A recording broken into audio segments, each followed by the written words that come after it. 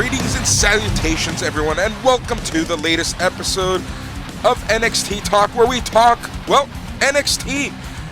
We're your hosts. I'm Boris, and I'm joined by Matt. Bonjour. How's everyone's doing out there? Are you all of a sudden, did you transport and become from Hamilton? I'm not even French. That was the French immersion seeping out of me. That was the influence of grade 6. Ah, there you go. What a week it's been. We have so much to discuss. As always, we are going to discuss NXT, hence the name of the show. And then also we are going to be running down, what made us pop, what made us rant. We're going to run down our best and worst of the night. Just our best of the night.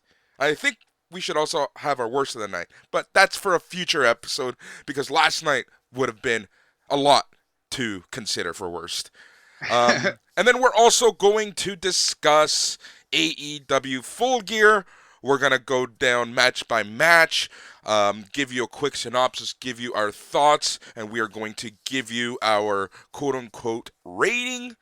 And this week, for AEW and NXT, we're going to use the same rating, and it's going to be what, Matt? It was your idea. It was a great idea. We're going to go bottles of rubbing alcohol out of 5. Love it. Absolutely love it. All right, Matt, are you ready to get started? I was born ready to get started. All right, so the NXT November 11th, 2020, live from the Capitol Wrestling Center in Winter Park, Florida. We start with an Armistice Day video. So happy Veterans Day, happy Remembrance Day to all of our vets. Thank you for doing what you do.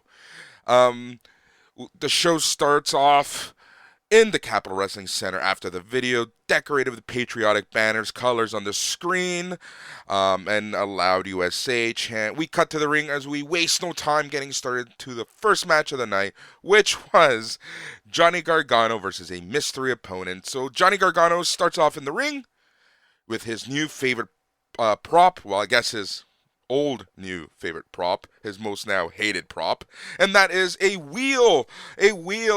And I'm thinking of, every time I see a wheel, I just think of Animaniacs. Wheel of morality, turn. Exactly. So Johnny Gargano has a wheel with a bunch of names. He basically goes on to see, he talks about the Gargano curse, basically that he loses his titles on the first defense. But tonight, he plans on reversing the curse with one spin of the wheel of opponents. The fans interrupt him with a loud and ruckus Johnny Sucks chant. But Johnny Gargano spins the wheel. As he says that, he says, where there's a wheel, there's a way. That actually made me laugh. Good line. Line. I gotta say, heel Johnny is just getting better and better every week. He's starting to become like that annoying, pesky little brother that you always had. He's a specific kind of heel, but he's great. He's great at what he's trying to do. Yep. All right. So, wheel spins and it lands somehow, just by chance, on the handwritten opponent, which was Leon Ruff. This is really funny because the wheel actually spun backwards and forwards, and it was very clear that it was rigged to land on whatever this handwritten name was, and it turned out to be Leon Ruff. Yep. All right, so Leon Ruff, this scrawny little kid. I really enjoy kind of like the character that he was portraying yesterday, like the goofball. It was a lot of fun. It was really fun to watch. Beth Phoenix talks about how he was only a fan 3 years ago and now an NXT star. Gargano motions to Ruff and the bell rings. So it's basically Ruff getting a rough shot throughout the entire match. Gargano is just just working him really hard. At some point, they end up outside. Damian Priest shows up. Behind the glass. And then Gargano does the Damian Priest archery stance. Gargano plays a dumb heel, forgets that, the barrier ends. And then Damian Priest is literally right behind Gargano. Gargano freaks out, jumps back into the ring. Ruff gets a pin. 1, 2. And at this point, I'm like, oh, okay, they're not going to do the switch. Well, lo and behold, at some point, somehow, your winner and new NXT North American champion, Leon Ruff. He might literally be the skinniest wrestler I've ever seen. They played it up too. As soon as Leon Ruff won the belt, he's celebrating as though he had no idea this could possibly happen. It was a great title celebration, and he goes up the ramp, and Damian Priest straps the belt around him, and then as soon as he stands up to celebrate, the belt falls to the ground because he's so small that the belt can't even stay up around his waist. Yeah. This was really there wasn't much to this match, but with the overall package, the big surprise, and the hilarious post-match celebration, I would say I would rank this slightly above average, and it was a really fun segment to watch. I would personally give this 3 rubbing alcohols out of 5. 3 bottles of rubbing alcohol. That stings. No, but it was a lot of fun. I really enjoyed it. I have to ask the question, does this diminish the North American title? Does this diminish titles in general? What are your thoughts kind of with this hot shotting of the title, especially to a quote-unquote jobber? I think it works in small doses with the right person, with the right title. So that's a lot of, caveats there. But like if they were doing this with the world title every week and, Drake Maverick won the world title, that would suck. But I think this is okay. It's the North American title. It's not the strongest title on the brand. And this kid obviously has something. He's a great babyface. The crowd loved him. And I don't know. I think they clearly see something in him. And maybe he's Santino Marella, but Santino lasted for a good 10, 15 years as well. So And now Santino, well, for the longest time, he was giving us amazing shows at his gym along with the Iceman. So, you never know what can happen.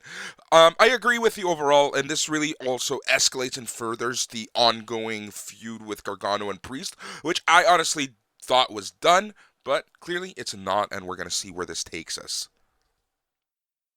yeah, I'm excited for more of that. And I'm sure the North American title will be involved in that presentation somehow. Yeah. But this would be a clever way to say get it on a heel, just to pull one out of the ether, like a Timothy Thatcher. This would be a good way to just have whoever is the next heel to get this title could easily win it off Leon Ruff. So he'll probably be a transitional champion here. He probably won't go on a long run, but I like it. I like this specific instance of hot-shotting the title. Yeah, I think they're going to really play up the fact that Leon Ruff is going to get at least one victorious title defense, and Gargano's going to have a further freak out.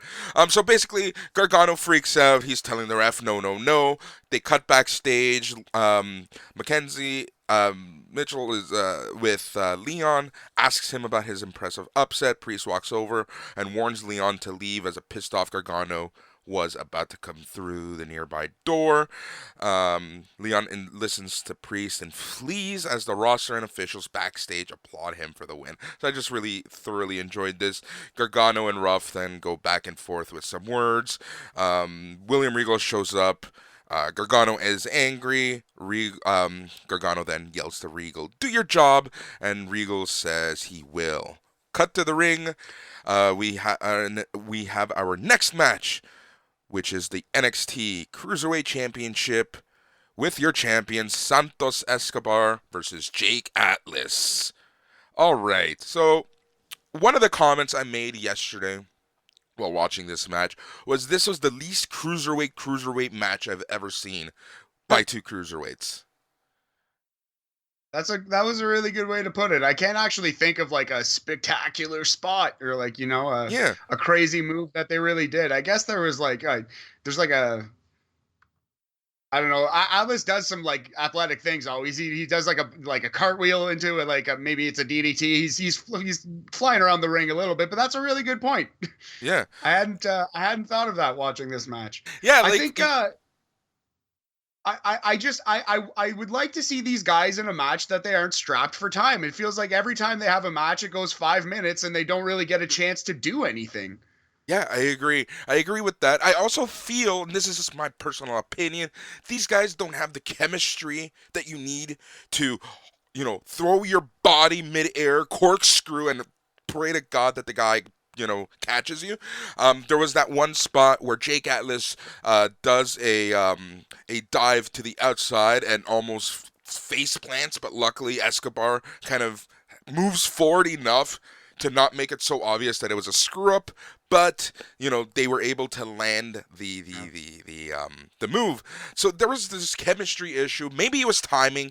Maybe you're right. Maybe they're just being told, all right, your 15 minutes is now 7 minutes. Go and do what you can.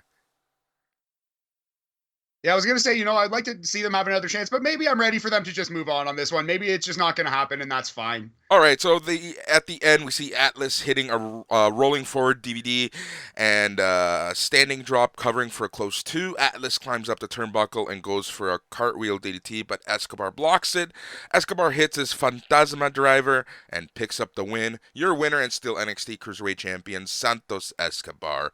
After the match, we're treated to a Dexter Loomis drawing backstage, and Raquel Gonzalez walking down a hall as we go to break. So, NXT Cruiserweight Champion Santos Escobar versus Jake Atlas. How many bottles of rubbing alcohol would you give this match? I think this was pretty much about an average match. I would go 2.5 bottles of rubbing alcohol for a 50% rubbing alcohol percentage. It's not like they can have a bad match, but it was kind of like the same or inferior to the one that they had a week ago. Like I don't know, or 2 weeks ago, I guess. Yeah. I don't know. There's not much to this feud anymore, and it seems like the champion has clearly beaten the challenger twice in a row. So I don't know what we have here. Exactly. I hope this feud is over. I kind of want to see Santos Escobar somewhere else. I really enjoyed Jake Atlas as a wrestler. He's got zero personality in my opinion, but as a wrestler he's great. A very dangerous combination in WWE and NXT especially. So we'll see where they go with Jake Atlas. But like you, I hope that they move forward. All right, so we are treated to clips of Candice LeRae destroying Shotzi's tank.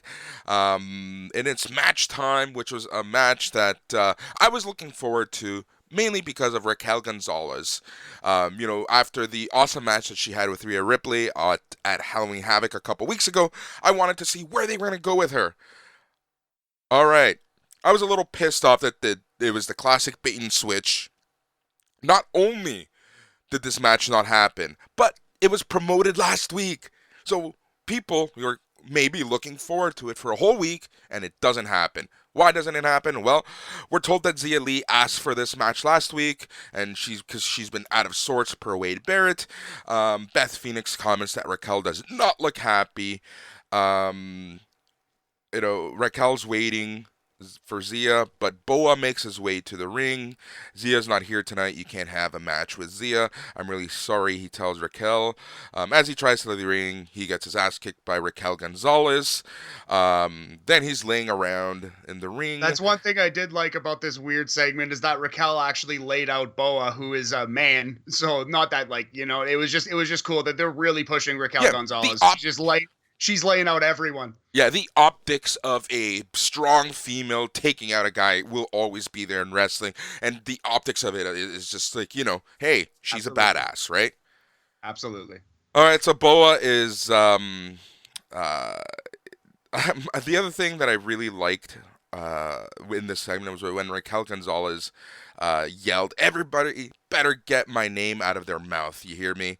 I've really enjoyed that. So Boa's kind of like tossing and turning in the ring. Suddenly the lights go down. We see an animated dragon on the LED surrounding the ring, and a red light cuts around. Boa climbs outside to the ramp and sees an elder, balding gentleman. Boa bows repeatedly to this man who walks down the ramp, draws a symbol on Boa's hand with some kind of dark ink. Boa bows low again, and the man bows to Boa before leaving. Boa looks at his hand as we go to break. So, I guess your winner by no-show, Raquel Gonzalez? Via forfeit. Zero bottles of rubbing. No, this was this was a weird kind of strange segment. I'm not intrigued. I want to see what's going on, but I don't know. This was not what I was expecting. I would have much preferred to have seen the match, like you said. Yep. Exactly. It's just like one of those things that I would much rather All right. So backstage with Timothy Thatcher, who is quickly turning into one of my highlights of weekly NXT television. So Timothy Thatcher attacks his former student, that Austin Gray guy, locking him in I a neck think hold. slight correction. I think it's August Gray. I think we've continuously been getting his name wrong. I think his name is August I Gray. think, okay, here's the thing. I think it's Austin Gray, but last week, when they were talking about the trademarks, I did see an August Gray there, and I'm like, watch them rename this guy. Well, So, there you go. yeah. All So right, they so snuck it in. They must have snuck it in because I think as of this week he's officially August Gray. yeah, and I know, like, as a fact, it was Austin earlier. And if I'm wrong, call me out, listeners. All right, so Timothy Thatcher locks him in a neck hold, and he beats him for a little while. Thatcher turns around and sees Dexter Loomis staring at him because, and I absolutely love this, they fight over to the drawing that Dexter Loomis had earlier. So he gets August Gray gets tossed into the drawing, and Dexter Loomis is just standing ominously over. So I kind of like how they took two segments and two feuds, melded them together, and well, we're gonna get a match later tonight with Timothy Thatcher and Dexter Loomis. But this was another bait and switch. I was excited, although I understand this bait and switch because you don't want to do two unknown rookies versus established star matches necessarily. This is kind of the exact same story as the opening match. So I can see why they switched this one, but they did bait and switch us out of two matches that they told us they were going to give us. I think they straight up said that we were getting Thatcher versus Gray this week. Did they? I don't recall. I really don't recall. We need better accountability on this stuff. I'm almost 90% sure that happened. All right. I would say 87. You know what? Crosby You should. percent sure. You like taking notes on what we talk about. You should always take notes on the matches that were announced. Yes. We Don't need you an love how official this is my NXT talk. I'm like, thumbling my fingers saying take notes. The Scott Hall taunt. Yeah. All right. The next match was the match that I was looking forward to the most in the night, and that's Toni Storm versus Candice LeRae. Toni Storm comes out first. Candice comes out next. She's wearing the butterfly wings, rolling her eyes at Toni Storm. We do see a picture-in-picture that shows Candice talking earlier about destroying Shotzi's tank before mocking that punk rock poser Storm. Bell rings, and here we go. So this, in my opinion, was the first half was very slow, very meticulous, very much on the ground. It wasn't the type of match that I was expecting to see from these two, but I thoroughly enjoyed it. After the break, I think it went from a 0 to 60. There wasn't insane spots. Candice LeRae can't do that every week. Toni Storm can't do that every week. But I thoroughly enjoyed this match. It was a really good showing from both of them. There was a point where they were kind of doing back and forth punches that every punch looked absolutely brutal, which is something that I really, really enjoyed. So yeah, it was for me. I really, really like this a lot. So they're taking turns exchanging blows, and Storm hits a quick release German suplex, which always looks awesome. Storm runs off the ropes and hits a basement clothesline, then another, followed up with a bridging suplex pin for two. Storm climbs up the ropes a little too slow, and Lorraine is up to her feet, and there to punch Storm. Lorraine attempts to climb up and hit a top rope maneuver, but Storm sends LeRae flying off. Storm dives off, connecting, but LeRae rolls it into a roll-up pin attempt for a close two. LeRae is frustrated and goes for a leg submission, but Storm shoves her back. LeRae rolls up Storm, puts her feet up on the second rope, stealing the win because the ref didn't see it. So, typical heel win. Typical, this was a pretty good match for TV. I feel like these two would put on a much more impressive pay-per-view or big match down the line. But overall, I thoroughly, thoroughly enjoyed this. LeRae, I said it before and I'll say it again. I never thought that she would be able to be a heel, but I feel like she's a better heel than a face. Especially, she's your typical blonde California girl. Why would you want to turn that into a heel, right? but they've done a great job in my opinion. I agree. I'm not sure if I'd say she's better as a heel, but she is impressive as a heel. She's really, really, really good. She's got the mannerisms and everything, and she's a great promo, either face or heel, and it's really working for her character for sure. You might have enjoyed this slightly more than me, although I did really like it. I do 100% agree. I can't wait to see it on a takeover. I hope they put it on the next takeover. I would personally give this 3.5 rubbing alcohol bottles. I would go 70% rubbing Yep. alcohol percentage. It was good, and I can't wait to see more. Yeah, I accept your scale on this.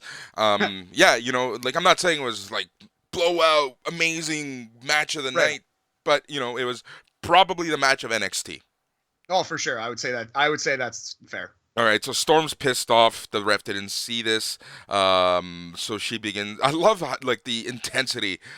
So Storm attacks Lorray, and then Ghostface shows up, attacks Storm. Shotzi Blackheart hits the ring to help Storm, but Ghostface and Lorray beat her down. Finally, Ghostface is unmasked, and to barely anyone's true surprise, it is Indy Hartwell. So the throuple of Gargano, Hartwell, and Lorray is probably going to continue. Let's see where this one goes. But one thing is that Gargano was a little removed tonight, obviously. So we'll see where they go with Indy Hartwell and Candice LeRae. Yeah, they might be trying to separate Johnny and Candice a little bit, just not have them in every segment backstage together. They'll obviously still be a couple and related to each other in storylines, but they're kind of doing their own thing at least for one show, and I like that. Yep. All right. I was hoping they would swerve us, but it was pretty clear who this was. Especially like you could see that it was a woman this time. You knew, Yeah. and I just had that feeling that it was going to be Indy Hartwell to begin with. But as soon as she showed up and you kind of saw some more of the physical features, I was 100% sure. All right, we got a backstage promo with Breezango. Breezango are commenting on the fact that it took them 5 years to get tag team gold. And then they did this as McCaff was saying that he's not a wrestler. Then, yeah, we go to break. I don't know. Breezango, I'm not too interested in them, to be 100% honest. What do you think of Yeah, Breezango? I think their little run here has kind of hit its end. It's run its course. They might turn one on the other or something and let them do that for a bit. But yeah, they said that they would do serious Breezango, and they came out seriously in their entrance in the main event. So yeah, I didn't hate this, but yeah, I'm about done with Breezango too. They're good wrestlers. They could turn on each other maybe. I don't know. Right. Agreed. All right. Then Timothy Thatcher versus Dexter Loomis. Thatcher comes out angry and fired up. Loomis calmly walks to the ring, slides into the ring, and slithers across it. He stares at the audience before fixing that stone cold stare on Thatcher. The ref calls for the bell, and we're off. Loomis immediately hits a Luther's press on Thatcher, because he's pissed off about his beautiful, beautiful drawing. All right. So this match was a lot longer than I would have given them. But all things considered, it wasn't a bad match.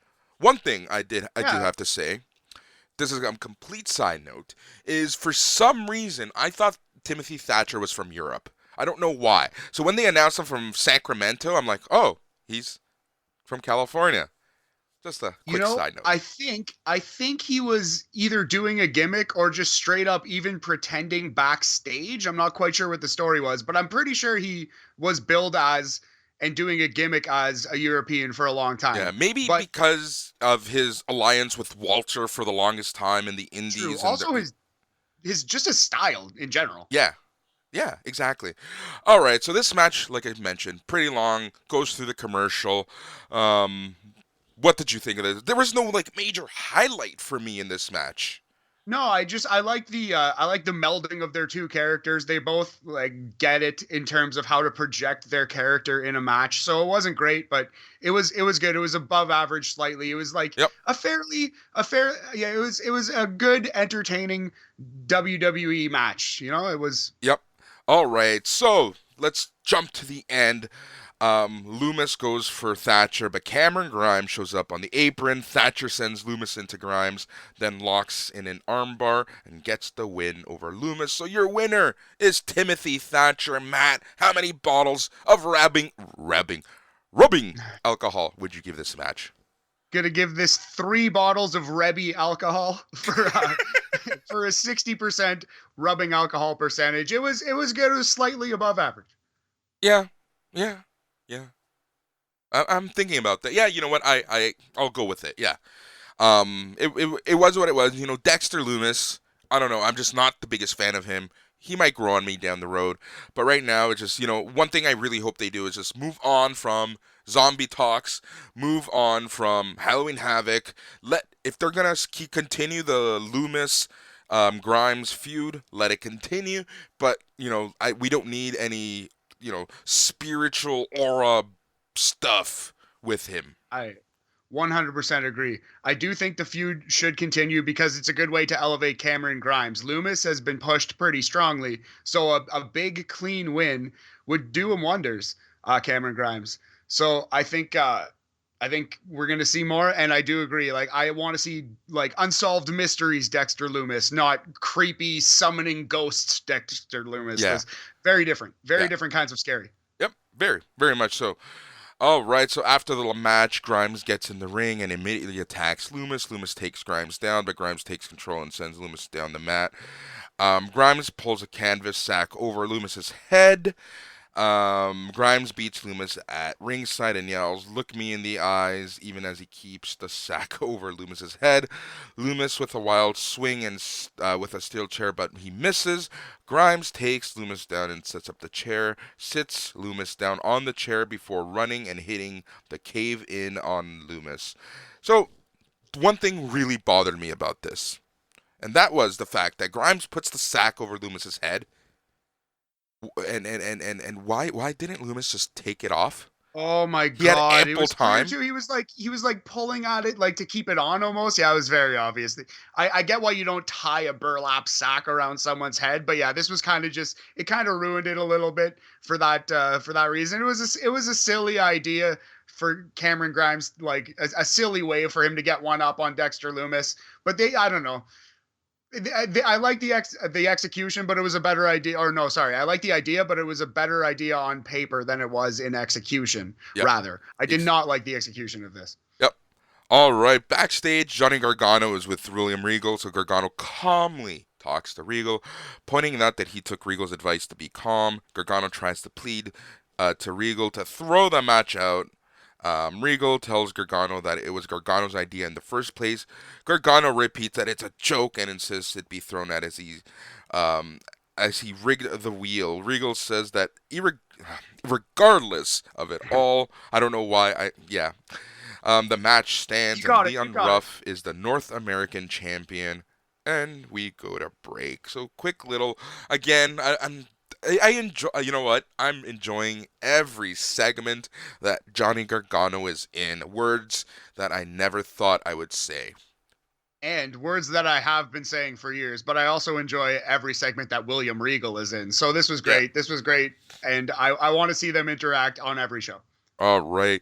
Then we get a video package back when we're back from the break with Rhea Ripley and Io Shirai. They are building up towards their NXT Women's Championship match for next week on NXT. So it's going to be Io Shirai versus Rhea Ripley. Write that bad boy down. It better not be a bait and switch.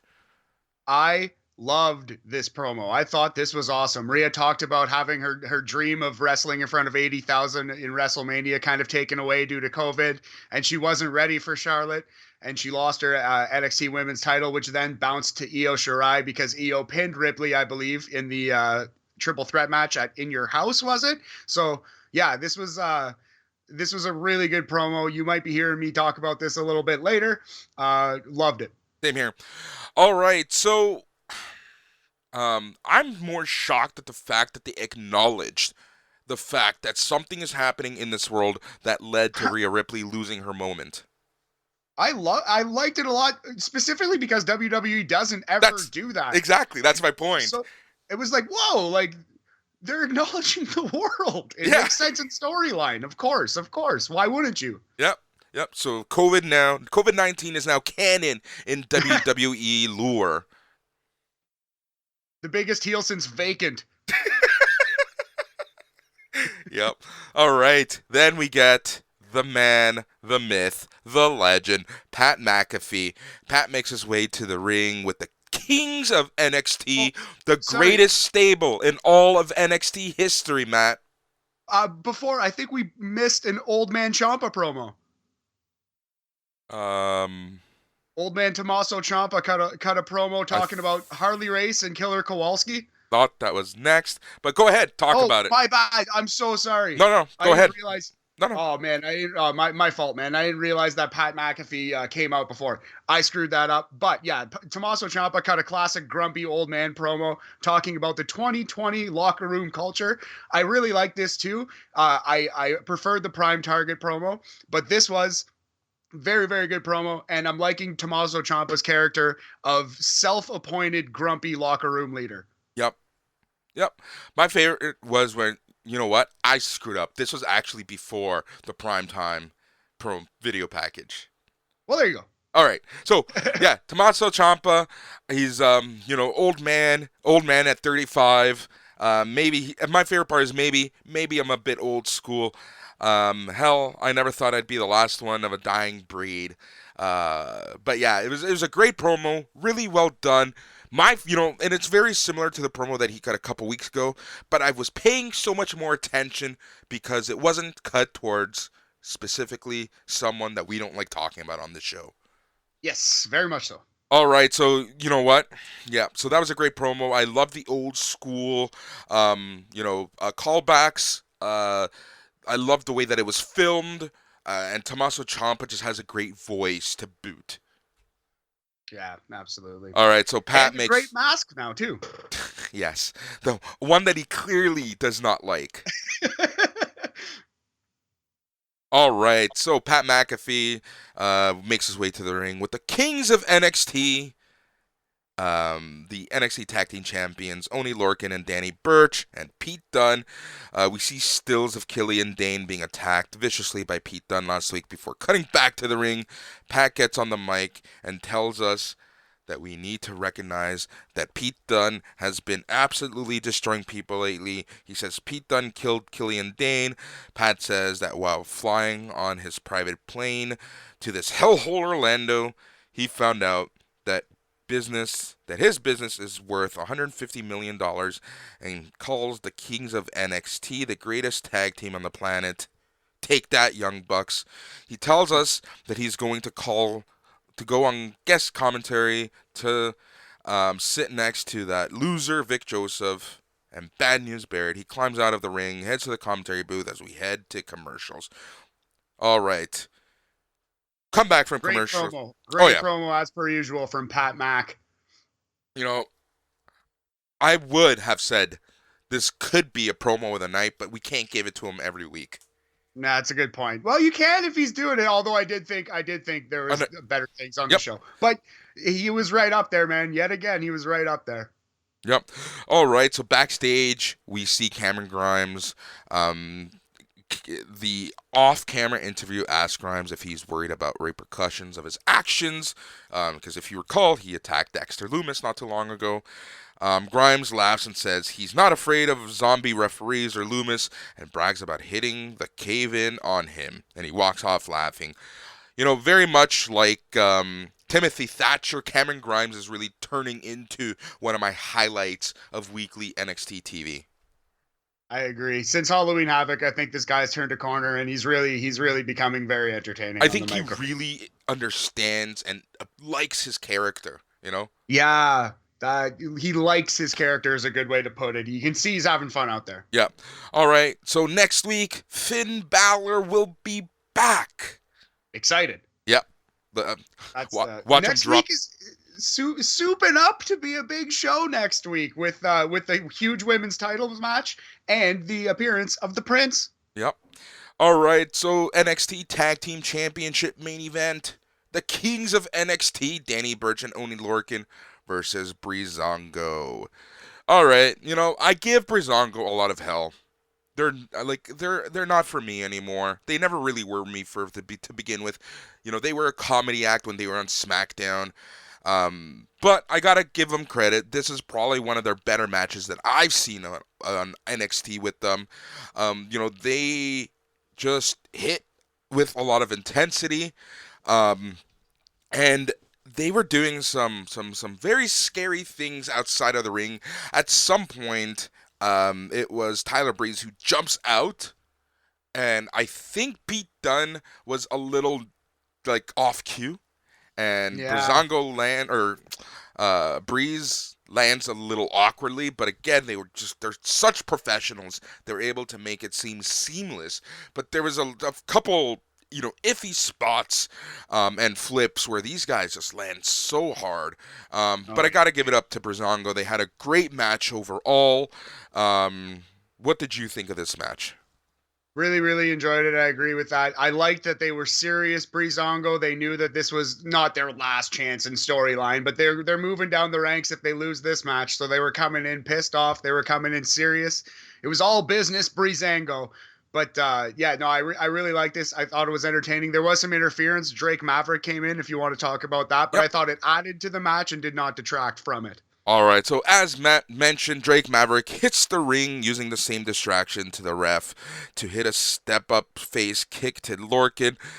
Fandango suplexes him off and attempts to cover, almost getting the win. Pete Dunne and Pat McAfee attack Drake at ringside. Danny Burch makes a blind tag, and Fandango isn't aware as he continues to slug it out with Lorcan. Burch attacks him from behind, and they hit their double team finisher, a double spinning suplex DDT thingy. It's kind of like a crossroads with an extra man help. Burch picks up the pin for the 1, 2, 3. Your winners and still NXT Tag Team Champions, Danny Burch and Oni Lorcan. Yes, sir. I thought it was good. I would, if I may interject with my bottles of alcohol rating, I would say, especially with the overall package with the display afterwards, which we'll get into a little bit. I thought this was worth at least 3.5. That's what we're gonna settle with. 3.5 rubbing alcohol bottles for a 70% alcohol percentage. Yeah, yeah. You know what? I accept that. All right. So after the chaos ensues as the Kings of NXT pose in the ring. Drake Maverick goes up top behind them, dives onto them. Group spills out at ringside and begins to brawl with Maverick and Fandango. Breezes down. Pat cheers his men on as they have the numbers and send Fandango into the announcer's table. Pat has his men restrain Tyler Breeze over the announce table now. The three men holding his arms and legs. Pat McAfee lines it up, then charges forward and hits an NFL punt to kick Tyler Breeze's face or ribs. Awesome, awesome spot. Yep. Yeah, so I thought this wasn't clear. Tyler Breeze sold it like he kicked him in the face because he sold it like he was unconscious, but I thought he kicked him in the ribs, and I thought he should have like sold it like he was coughing and stuff. But Yeah. whatever, it's all good. They had to be knocked out for the final shot, I guess. So this Exactly. this was awesome. This was a great way to put over the Kings of NXT, and I'm excited for somebody, a group of ragtags to come and stop these men from running roughshod. Yep. So I guess we're gonna at some point over the next couple weeks we're gonna see a six-man tag with the Kings of NXT versus Breezango and Drake Maverick. I'm for it. All Let's right. do it. Sign me up. So that's how the show essentially ends. It ends with Pat McAfee taking the camera and yelling, "You suck, you suck." Um, yeah, that's it. Yeah, what's their catchphrase again? You suck. We're awesome. Cheers. Yep, you suck. We're awesome. Cheers. Something like that. Yeah, I don't know. Something like that. Again, it's lengthy. It'll be tough to cram it onto a t-shirt. Put it But on a hey, shirt. Put it on a shirt. I'll buy it right now. I'll buy 5 right now. All all right. right. So that was So NXT TV. Overall, an okay show. We are continuing many storylines. We're building towards the next show. No undisputed era still. And then you know what? For me, that's kind of good because there was a time aka 2019 and the beginning of 2020, where it was all undisputed era. So it's good that we're moving forward without them. That the show is still super strong. We're still seeing new breakout stars like Timothy Thatcher, Cameron Grimes. The women's division is healthy beyond belief, in my opinion. Overall, good show. I'm happy. 100% agree. I'm very excited for next week too, both to see Finn Balor and to see the women's match, which is the biggest dream match, arguably, that NXT can do right now in terms of their two strongest people in any given division. So I'm for it. Let's do it. All right, so we are going to now talk about our best of the nights, or bests of the night. Put plural in the wrong word. All right, so best match of the night, Matt. All right, so for match of the night, I'm going to AEW, to the bunkhouse match, to the bunkhouse brawl. Nightmares versus Butcher and Blade. Boris, you made a face when I said that. Yeah, I love that match. I that thought match it was was great. horrible. Whoa, horrible. That match was, it was great because it had blood. Well, that's not the reason why it was great, but it added to the storyline in the match and the overall presentation of that one. I just thought four guys worked hard, beat the shit out of each other. It put over the storyline that they were doing. It put over the match concept, and I want to see another one in AEW. I quite enjoyed it. Sure, I'll give you that. What was your match of the night, sir? My match of the night was Pentagon Jr., or whatever he wants to call himself now legally, versus Rey Fenix. That was an awesome match as well. It was really close between those two for me, but I gave it to the bunkhouse. Man, But sure. what did you like? What did you like about Penta El Zero Here's the thing versus about Penta El Zero Miedo, whatever he wants to call himself, Pentagon Jr. against Rey Fenix. So it's these guys are able to almost give us the same match over and over and over, but it's just so entertaining seeing these two. I always love the fact that in every time that these two face each other, Penta is essentially the heel, and always tries to rip the mask off of Rey Fenix. At some point, Rey Phoenix needs to just bring a second mask. It was a hard fought, strong style luchador match, and what more can you ask for? Can't argue that. I guess I just sucker for weapons and blood. Yeah, honestly, I don't know. I just, maybe because I was tired when I watched the match, but I just got zero enjoyment from the bunkhouse match. Oh man, I was into it from start to finish. I had the exact opposite experience watching that match. All right, well, it happens, and I like it when we disagree. It gives us something to talk about. Agreed. Gives me fuel to mock you. So that's where we're at. All right, and I think we both have promo of the night. So go ahead, Matt. What is it? Io Shirai Rhea Ripley prime target hype video. What? It's not Cody Rhodes?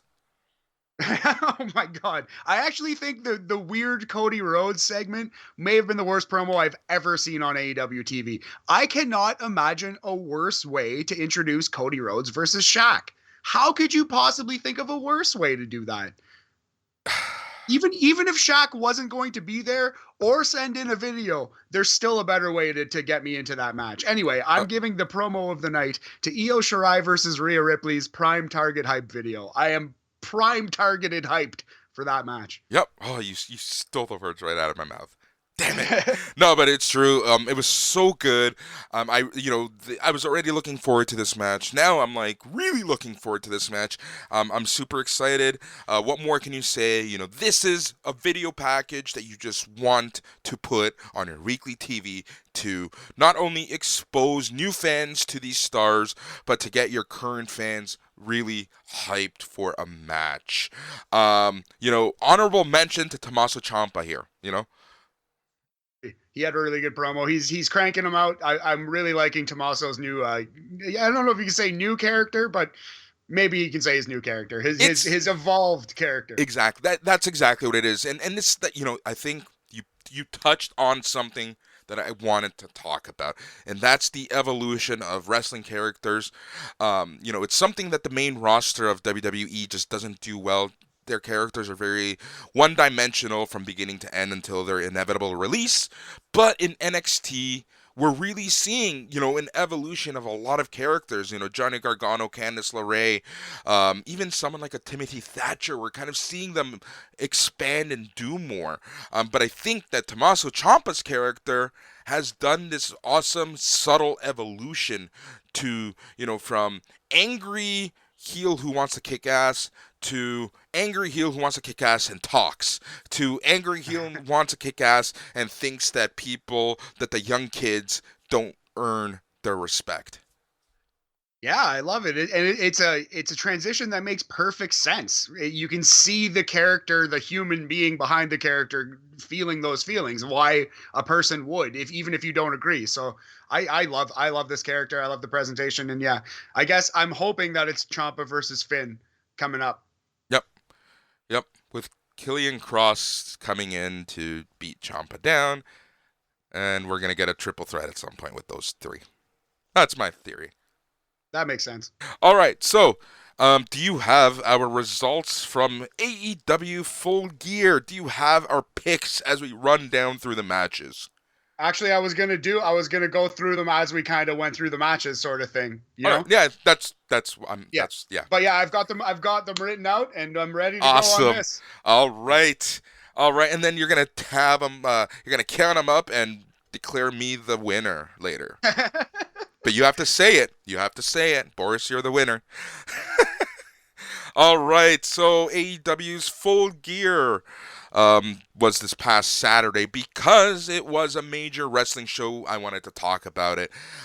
So here we go. The first match was at the buy-in, and that was that was Jesus Christ. That was Serena Allison Deeb, Kay. your NWA Women's World Champion, versus Allison Kay.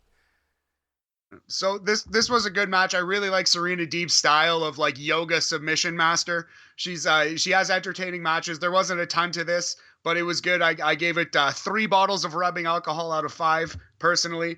Serena Deeb was the victor, which Boris and I both did predict. So that's a point for each of us in the win column. Yep. There was something I wanted to say. Oh yeah, best women's match of the night. I do think there were the 2 matches were about equal, but I would agree. This was better. This was the best women's match of the night. Wait, hold on. Sure. All right. I think Sheeta versus Nyla was a better match that went way too long and ruined itself, but I would still say it was overall good. Do you know what I mean? Anyway, we can get No, into I that later. don't, but we'll get there. We will get into it. All right, so pay-per-view starts. Match number 1 for the World Title Eliminator Tournament Finals. Kenny Omega versus Hangman Adam Page. I was a little shocked that this kicked off the show, but then I thought about it more, and what better match to start this than this match? Winner and new number 1 contender, Kenny Omega. What did you think of this match? So first of all, we're both 2 for 2 as we both picked Kenny Omega. I thought this match was awesome. I've heard it said in other places. This is not an original thought, but it was a great match. It was a great match without being too much. It was a great opening match. They left some on the table for the rest of the show, and that's what wrestling has to be. You can't just be PWG where every match is trying to be the craziest match in the history of professional wrestling. So I thought this was great. I gave it 4.25 bottles of rubbing alcohol, and I think this was one to seek out, especially if you love both guys. Yep. Or either. Yep, I agree. This was such a good match. I thoroughly enjoyed it. All right, the second match of the night was John Silver, or number 4, versus Orange Cassidy. Long story short, winner of this match was Orange Cassidy. And I know we're blowing through this, but, we're NXT talk. We're here to talk NXT, but we will give our opinions on other shows. And if you don't know what's happened on this show by now, well, you're too late. All right, so, I really enjoyed this match overall. I thought John Silver really stood out, and he's been doing awesome work on being the elite. And, with this match, I really thought that John Silver should have won as I was watching this match. I disagree just because I am an Orange Cassidy truther. I think he should win every match. Right. But no, John Silver was awesome in this match. It was a star-making performance for him. And I think actually the MVP of this match might have been Jim Ross. It was a great call by Jim Ross putting John Silver over in defeat. And I think this was, I gave this 3.5 bottles of rubbing alcohol. I thought this was really good as well. Right. And it's the details in the presentation of a wrestling show. I know we always talk about these things, but I just absolutely love it when the commentators help put stars over. And you don't need a One catchy catchphrase when they come out. You know, you just need to 1 call the million% action. agree. You just need to call the action to put people over. All right, match number 3 of the pay-per-view was So for the. we're currently both 3-3 as we both selected Orange Cassidy in that match to win. Yep. All right, match number 3 for the TNT Championship. It's your champion, the American Nightmare, Cody Rhodes versus Darby Allin. All right, so winner and new TNT champion, Darby Allin. Two things that stand out that I remember about this match. One, Cody hit a top rope crossroads, which was absolutely filthy, nasty. Darby Allin takes an incredible bump. Number two, I loved the finish to this match because somebody had to do it. They were doing the back and forth cradles that you see in every match, and then Darby just won because that can happen. In a wrestling match, a guy can just get the 3, especially when you're going back and forth. I thought it was great. Yeah. I thought somebody had to do it eventually, and I loved that it came down to this. It was a good way for Cody to finally give up the win to Darby and still keep some of his heat. Yep, I agree. Cody played the heel throughout this match, which is kind of cool. Darby Allin played, Darby Allin, like he's so good at what he does in the ring. Outside of the ring is a whole different thing. But yeah, he's so good in the ring. And I really enjoyed this match overall. The one thing about the crossroads off the top was as beautiful as it looked, as awesome as it was. When they take 5 minutes to set up a move from the top rope, it takes me out of it, but it was worth it. I will say it was worth it. I can 100% I can 100% understand that criticism, my friend. So before we move on, Boris, this is your first L on the night as you selected Cody Rhodes to retain his title. I took Darby Allin. I moved to 4-0, where you are 3-1 on the evening. Here's the thing. I need to pick Cody Rhodes to win every match moving forward. You'll be wrong very few times. You won't go broke doing that. Yep. I also gave this match 4 bottles of rubbing alcohol, 4 thumbtack jackets, if you will. I really enjoyed this match. I thought it was an A grade. I love the finish too. I actually may have underrated it thinking about it again. I could watch it again and maybe bump it up. But watching it at the time, 4 bottles of rubbing alcohol. That's the thing. I think that we need to be very precise and give our ratings when we watch it the first time. Yes. All right, so after the match, all hell broke loose with Team Taz, and Will Hobbs and Darby Allin. This is a very awkward thing because they kept looking backwards, missing cues, waiting for their cues. They probably should have done a little more practice on this. But Will Hobbs, that man, I love the fact that on Saturday at the pay-per-view, then yesterday, Wednesday at Dynamite, I love how he shows up after the ass kickings happen and he's like, what did I miss? There could be a way to turn him into Team Taz later on because he does keep showing up after the impact, after the chaos, after the anarchy. None of those are real words. Yeah. All right. All right. So match number 4 of the pay-per-view, match number 5 total. I'm just going to say match number 5. It's for the AEW Women's World Championship with your champion Hikaru Shida versus Nyla Rose. Winner and still AEW Women's World Champion Hikaru Shida. This was a botch fest. Even Vicky Guerrero got in a good botch in here. I just did not like this match whatsoever. For me, personally, I would give this... You know what? I can't be too... you know what? First time watching it, 2 bottles of rubbing alcohol. That's fair. I would say it was 3 bottles of rubbing alcohol. Still not a great match. I thought they were having a good, hard fought match. You could say it was botchy. I can't say it wasn't, but I liked the fact that it felt like a fight, although they went too long. They went way too long. It felt like they hit a perfect climax and then just charged right through it for 5 more minutes. You know what's actually So funny? that kind of ruined the match. I can understand your criticisms. Also, I have now incurred my first L in the pick standings as I perhaps foolishly selected Nyla to win. You took Sheeta, so we are both now 4-1 in the pick standings. Right. You know what's something that made me laugh. So, and this is one thing about AEW is all of their championship matches do not need to be 25, 30 minutes long. And I was actually starting to complain about the Cody match and the Cody Darby match earlier about how long it's going to be. And that was my point, is not every championship match needs to be this marathon match. And this is proof as to why. Sometimes you can have a really good 10-minute match, a really impactful 10-minute match. Yeah. Remember that. Less is more, especially in this era. Less is more. Less is always more. You don't need to go 30 minutes every time. Yep, exactly. All right, next is match numero 6, and it is for the AEW World Tag Team Championship, and that is your champions, FTR versus the Young Bucks. Your winners and new AEW World Tag Team Champions, the Young Bucks. So, for a match that had maybe the worst, absolute worst build-up, No. I was not looking forward to this match too much. I wanted this match to be over with, but I have to say, this was one of the better tag team matches I've ever seen. The only tag team match that I think was better in the past few years was FTR versus DIY at TakeOver Toronto. We were both at that one. Yep.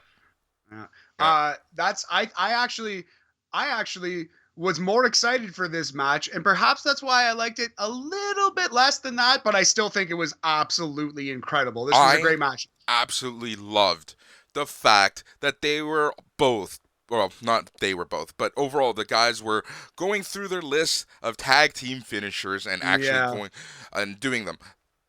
As a fan of wrestling for a long time, I really enjoyed that. But then I started thinking about wrestling psychology, and here you are doing all these finishers and you can't get the win. I wish the commentator said something like, "Oh, they didn't perfect these moves, so they're not gonna expect the win off of them," or something like that. But that would have helped push it over the top. That's a great note, Boris. I agree. One thing that got to me was the ending of this match, because all match, for once, no, I shouldn't say for once. You know what? The Bucks tell a good wrestling story in a match. The Bucks do sell in a match. They sell overall. They might not sell move to move, but overall, they tell a great story. They do sell. Come fight me if you don't agree. But they were selling their ankles all match, and then they win with a super kick on a bum ankle. Yeah. I thought it was great because it wasn't like he no-sold it. He was part of the Revival. Cash Wheeler had taken his boot off, so it was a barefoot super kick. Also, the story of Cash Wheeler and Dax Harwood, I forgot which is which or whatever. Anyway, the story of FTR being anti-flips and never ever doing flips in their career, and then the first time that an FTR man busts out a flip, a beautiful springboard 450, he immediately loses. It was just poetic. I thought the tag team finisher thing was too cute, like you said. It almost kind of like. It almost didn't. It didn't put the moves over that they couldn't beat anyone with them. You know what I mean? But yeah, I thought this was an incredible match. I went 4.5 bottles of rubbing alcohol out of 5, and I got the L here. You picked Bucks, I picked FTR, so I go down to 4-2 on the night. You are 5-1 on the night. Yep. Young Boris. Yep. I overall really enjoyed this match a lot. All right, next match. It was the Elite Deletion with Sammy Guevara versus Matt Hardy. After chaos and hilarity ensued, your winner of the match was Matt Hardy. Matt, what did you think? So I fell asleep watching this in real time. So this is the one that put me to bed. So it's hard for me to call it a great match. I think I went back and watched it all, and if you watch it start to finish, it was very entertaining, and both guys worked really hard. So I don't want to go too low, but also it put me to sleep in real time, and I think the position on the show kind of hurt this match a lot. So I can't go any higher than like 70%. So I'm going to go 3.5 bottles of rubbing alcohol. Even that might be generous because it did literally put me to sleep. But that wasn't the fault of the match. That was more because it was a long show and I watched the Biden speech first. So, yeah, I quite enjoyed I quite enjoyed the match the second time around, but it put me to sleep the first time. Yeah, Matt Hardy knows how to put on a cinematic match. I will give him credit there. I'm over cinematic matches, but overall, this was a good entry into that category of matches, type of matches. I really laughed when we got the Gangrel cameo. I really laughed when we got the Shane Helms cameo. They had some inside jokes, and that's all fine and good as long as you do it from time to time and don't overdo it. And yeah, it was what it was. One thing that I want to note here is that LAX was here, so they couldn't help Jericho a little later. I like that Yeah. little detail. I thought that was clever. That was really, really good. And I guess that's why you had to have this match before Chris Jericho and MJF, because I actually thought Jericho and MJF was a candidate to kick off the show. But it makes sense that they didn't. All right. Anything else to add on that match, or do you want to move on? The only thing to add is we both picked Sammy because we thought that Sammy would be winning the feud, but it appears Matt Hardy won the feud, and we both got that wrong. For So some reason, let's give the yeah, feud to Matt Hardy. Sure. I am. Why not? But yeah, Sammy's going babyface, so it makes sense. So I am now 4-3, and you are 5-2 going into the next match. Yep. All right. Next is Inner Circle spot on the line. Chris Jericho versus MJF. Your winner and the newest member of the Inner Circle is MJF. Yeah, this was fine. It was kind of there. They didn't get a ton of time. It was an all right match. They're not going to have a bad match, but I didn't think it was any great shakes or anything. I gave it 3 bottles of rubbing alcohol. I do want to add that MJF won, which I chose, and Boris, you picked Jericho. So we are now tied in the standings, both at 5-3 going into the main event. But what did you think about the match, good friend? I thought it was an okay match. Jericho, he just 49 years old at the time of taping. And I think that it's amazing that he can still wrestle and does wrestle the same way he did when he was 20. A little slower, but his style is still the same. So, you know what? I give him so much credit. I give him a lot of heck offline. But Jericho is Jericho, one of the best that has ever wrestled. And MJF is just a superstar waiting in the wings. Absolutely agree. All right. Absolutely agree. I don't know how you push someone like MJF to the mainstream in 2020, but he's ready. He could do it. Like he is ready to appear on the shows and do all those things. I don't know what it's going to take to get him out there, but MJF is a superstar in waiting. Yep. Yep. All right. And then it's time for the AEW World Heavyweight Championship match. It was an I Quit match with your champion Jon Moxley going up against Eddie Kingston. After a lot of things happened, your winner and still AEW World Heavyweight Champion Jon Moxley. All right, this is a match that I was looking forward to. It's kind of funny. The match I was least looking forward to was my favorite match of the night. The match I was most looking forward to was maybe my it was down there. It was down there. You didn't like this at all. I I, did I not like quite this. enjoyed this match. I liked the story they were telling of like you could say they weren't telling a story, but they were telling a story of one-upsmanship. They were telling a story of I'm tougher than you, which was just told in violent stunts. But I liked it. It had to be that, in my opinion. I thought the commentary did a great job. Tony Schiavone in particular saying, "What are we watching?" just in horror and abject terror was great. I loved Eddie Kingston's gear, which you can't really add points to the rating of the match for, but I just did. I liked it. And Here's no, I mean, maybe if I was, writing this match, if I was giving them an ending, to really put them both over, not to say that Eddie Kingston, wasn't made to look strong. He really was. There in an I Quit match, in the way that this match ended with barbed wire like wrapped around you and whatnot, how can you not look strong? No one can fault you for saying I quit. But Yes. at some point, I thought that the ending was going to be, because of the loss of blood, because of the brutality, Eddie Kingston was just going to pass out, and that was going to be that. I think, yeah, that made sense. But I think, well, they've kind of already done the pass out, and I think they were putting over on commentary that you couldn't just do that. Yeah. Over and over, they said if he has to be conscious to say I quit. So yeah. All right. So, anything else to add to that main event match? I thought it was 4.25 bottles of rubbing alcohol. By the way, we're saying bottles of rubbing alcohol because in this match, after a thumbtack spot, Eddie Kingston went to the doctor, stole his rubbing alcohol, and poured it on Jon Moxley's back, which was straight out of CZW garbage wrestling. But again, for this particular match, I thought it worked. We both got Moxley right. We both moved to 6-3 on the evening, and there is no champion, Boris. We are tied. Yep.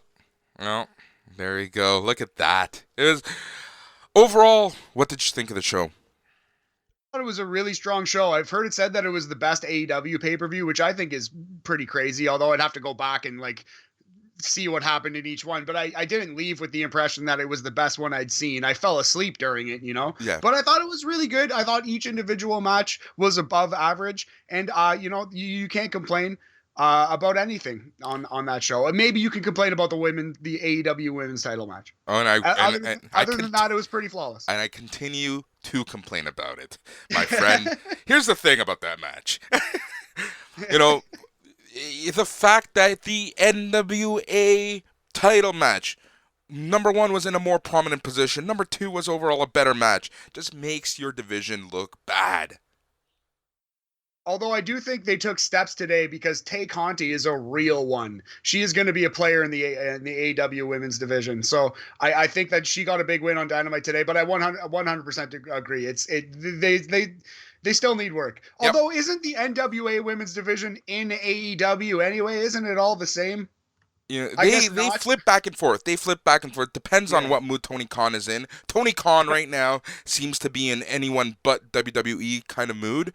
Don Callis did call the Omega Hangman match again. The Winnipeg connection with Callis and Omega, but they did introduce him as an executive of Impact. So right now Tony Khan seems to be in an anyone but Vince type of mood. So sure, we'll see. We'll see what happens. Yeah, I'm interested to see if there's any Impact crossover. Although I'm no big Impact fan. I barely know what's going on there. But I like me some Cyrus. Yeah, Cyrus the Virus. Yep. All right, man. So we are done with AEW. We're going to jump to the last segment of the night, of the day, of the podcast, and that is what made you pop, what made you rant.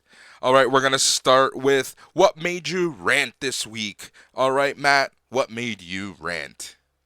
It's a small rant because I'm excited overall, as we'll get into it in the pop section. But I did not like necessarily the graphic style or the rollout of the new AEW video game. I wish it was a little cartoony and more sim-like. It looks like it's going to be more arcade-ish, which some people like the AEW video game. Some people like the arcade style. I'm more of a sim man, but hey, whatever. But I thought though I did laugh a few times, I thought the rollout was a little too cute. I think everything Kenny Omega does is like 25% too cute. He just needs to chill just a little bit. Just a little more chill out of Kenny would be nice.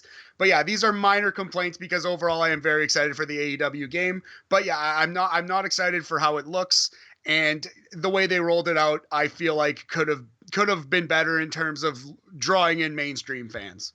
You said it. You took the words right out of my mouth. Because this is also my rant of the week, and that is the rollout of, and not even the rollout, the presentation. So here's the thing about AEW. It's all fine and good when you do a segment that's all jokes, and happy-go-lucky, because we're all used to watching Being the Elite. We're all used to indie wrestling, and we're all used to wrestling in general and how wacky and crazy it can be. And they have all these jokes and inside jokes, and it wrestling is the best when it doesn't take itself too serious sometimes. Now, this was a corporate event. This was a corporate event that not only were you presenting to your fans, but you were presenting to a wider audience. And, I'm taking a look at this from that wider audience point of view. This was a fucking joke. There was no way I would ever touch AEW if I was a casual person, media being invited, watching this.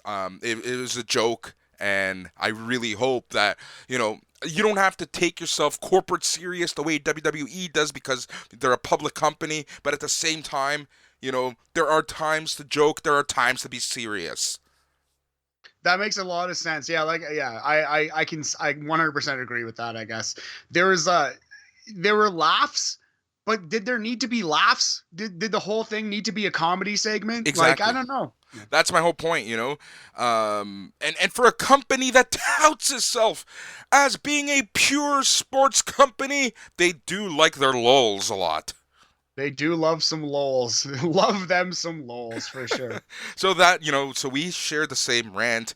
It was very close to being, and we have to decide what the line is. Is it Tuesday? Is it Wednesday? Because it was very close to being that Cody segment from Dynamite. I think it could just be anything of the past week, anything since last podcast that gets your dander up. You fire it up. But yeah, that again, if it was unclear, that Cody promo with I'm so sorry, I forget her name. The new heel Jade? that debuted that apparently is Shaquille O'Neal's manager. I guess I could not imagine a worse way to introduce Shaq versus Cody. Couldn't imagine. You know what was very cringe there? I cringe anytime Brandy is on TV, but that back and forth with Brandy I was just like, whoa. It was just so weird. It was just so out of character. It was as though they were playing up some stereotypes, and I was a little nervous about that. I'm gonna be like Jerry Springer character today. I'm gonna be like straight up I don't know. That was weird. It was a very weird segment overall. I'm excited to see Cody Rhodes versus Shaquille O'Neal if that's a wrestling match that's actually going to happen, but I'm just confused right now. Not in a good way either. Not intrigued, confused. We don't need celebrities to build up our talent and make a spectacle out of things. Well, apparently you do. Did they say that? But they even if they did say that, that's dumb of them to say. Yeah. Celebrities help. If they're gonna be respectful and understand the wrestling business and they're popular enough to get eyes, they always help. Yep. Anyway. And they have the TNT link with, the NBA on TNT. So why not? Let's see where this goes. But to kick off a major angle, this was no Stone Cold Mike Tyson shove off. Let's just say that. No, sir. Not even close. All right. Not even in the same universe. What? But enough of the negative. What made you pop? Well, let's start with me, of course. I'll tell you what made me pop this week, Boris, and that was the idea of AEW making a video game in general. Just the simple fact that they are trying earnestly to make a good game is so much more than you can say for a lot of sports games these days. They brought in people from No Mercy and from WWF WrestleMania on the Nintendo 64. They're really trying to build something that people will like, something that Kenny said the words, something that's easy to play but hard to master, which is the perfect kind of thing you want, similar to a Smash Bros, similar to a Fall Guys in a way. I'm very excited to see what they come up with. And just the fact that they're trying, and they're not trying to UFC for it, where the game is just based around emotes. Yes. And if you would like to hear more on Matt's rantings on UFC 4, make sure to listen to our other show on the It's Canon podcast feed. And it's episode 22.2, where we talk our best and worst lists of PlayStation 4 and Xbox One. You gotta love that shameless plug, buddy. Beautiful. That was Mick Foley-esque. All right, so the concept, the idea of a video game is what made you pop. just the idea that they care and they're trying. They want to make a good game for fans, and they're not just rushing out WWE 2K20 to please, developers. You know what? And that's the thing. I hope I don't sound too negative on AEW. I'm like I said, I just hold them accountable now. That's fair. And the one thing I do give them a lot of credit for is actually listening to the fans. You have to be very careful with listening to fans sometimes, though. Sometimes it's not the best way to go about your business, but the fact that they do take their fans into consideration, the fact that they have respect for their fans, for me, that's a huge plus for them. So, I agree there. All right, so for me, my pop of the week was FTR versus Young Bucks. And that is Nice. because I was not looking forward to this match whatsoever. But for me, that was the match of the night. You already heard what we thought about it, but overall, that's the match that, got my jollies up on a Saturday night. Gross, but no, that match was incredible. Definitely the best match that we have watched for and recorded for this podcast. The best match that we have talked about so far on NXT TLK, which hurts for the yellow brand because it's not an NXT match, but hey. This is the thing. I was thinking about that. It's like, it sucks, but come on, NXT, gotta put up your game. Put up your game. Absolutely. Make sure that our rants stay with AEW and make sure that our pops are with you guys. This is a war, Boris. It's a war. Exactly. The Wednesday Night Wars. Oh, man. I feel sorry for anyone who thinks this is how the Monday Night Wars actually work. Yeah, it is not close. It is the RC Cola versus New Coke of wars. It's not really a cola war. Monday Night Wars was Coke versus Pepsi. Yep, so true. So true. All right, Matt, anything before we go? I think we covered it. I think we did a pretty workmanlike, decent job here, Boris. I'm very much excited to see NXT next week. I'm excited to see AEW Dynamite next week. These Wednesday Night Wars are rolling on, buddy. Hey, they really are. All right. So this is the time of the show where Matt would be talking through all of our social media and email. But until we know the fate of this show, hopefully Jason Agnew, spins a wheel and lets us know whether we will go on to the Sunday Night Main Event Radio network or whether we will stay on the It's Canon podcast network. We'll know this in the next few weeks, but for now, I hope you continue listening here on the It's Canon podcast network and listen to all of the other shows because this week we had a lot to talk about, and Matt was gracious enough to join us as we talked video games, best and worst lists, as I already plugged. So thanks again for having me. Oh, you know it, man. It was a lot of fun. I listened back and I was dying of laughter at times. Awesome. All right. He's Matt. I'm Boris. This is NXT Talk. Goodbye. Stay safe out there.